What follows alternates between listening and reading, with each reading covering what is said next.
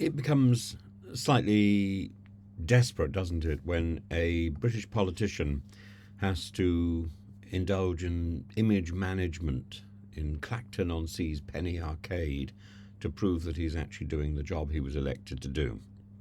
A photo of himself, which I am posting here, triumphantly brandishing a pot of sweets in a cheeky declaration, "I would like all my haters to know that I am once again in Clacton living my best life." He's sought to quash the murmurs of dissent, those persistent allegations that his commitment to his constituency is wavering in favour of transatlantic allegiances. The timing of this carefully orchestrated social media post comes as no surprise. Farage, having swept into Clacton's electoral arena in July, faces scrutiny over his conspicuously intermittent appearances. He's not the only MP who is broadly absent from his constituency, or at least suspected of being absent from his constituency. I think, wasn't Liz Truss suspected of being much the same? An absent MP? And critics from the opposition and some waggish voices in Westminster have highlighted his penchant for darting across the Atlantic, a frequent flyer more akin to globe-trotting commentator than constituency stalwart. Hence, of course, Keir Starmer's jokes at his expense at the last PMQs. But in the ever-theatrical Farage playbook, such criticism is met with irrelevance. And he's saying, "Oh no, this isn't. This is completely.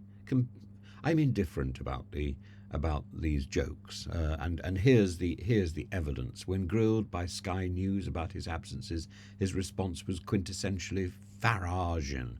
I've just exchanged contracts on the house that I'll be living in. Is that good enough?" Evidently, for some, the answer remains no. After all, this is Clacton, where the economic inactivity rate among working-age adult lingers at 41.5%, a figure that grimly underscores the need for robust, present representation by the MP. And how many months is it since he was elected? How many months is it since he stood for election there? Starmer, sensing an opportunity for parliamentary theatrics, couldn't resist that jab during PMQs, noting with a flourish that Farage's recent sightings in Britain were almost as rare as the sightings of the Loch Ness Monster.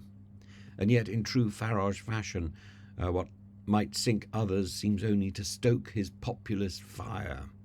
And his light-hearted riposte, laced with sardonic cheer, played well to his core base, who view him as a defiant outsider more interested in the grand stage than the parochial halls of Clacton's civic centre.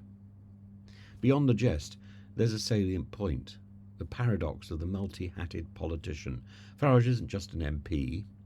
He's an emblematic leader of Reform UK. He's a national political contender, a perennial fixture in the media circuit, particularly in the US.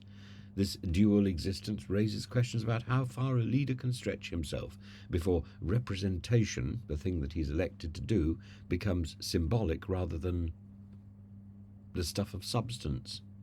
A symbolic endeavour, not a real endeavour. And yet those watching, the episode is rich in irony. Here we have a man once barred from laying a wreath on Remembrance Sunday because of the stringent count of Reform's parliamentary seats, now laying claim to his critics' accusations with a photo and a grin in a candy-coloured arcade. This juxtaposition, whether viewed as bold or blithe, encapsulates the Farage paradox, at once defiant and endearing. A vote winner, but not enough votes to defy the first-past-the-post system. Never too far from a headline or a quip.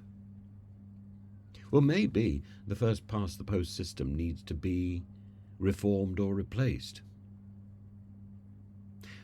Whether his jaunts abroad or his Clacton cameos will tip the scales of voter sentiment remains uncertain. If he can go into the amusement arcade, then presumably he can hold a constituency surgery. Or are his guards standing around the amusement arcade stopping anybody else actually going in there?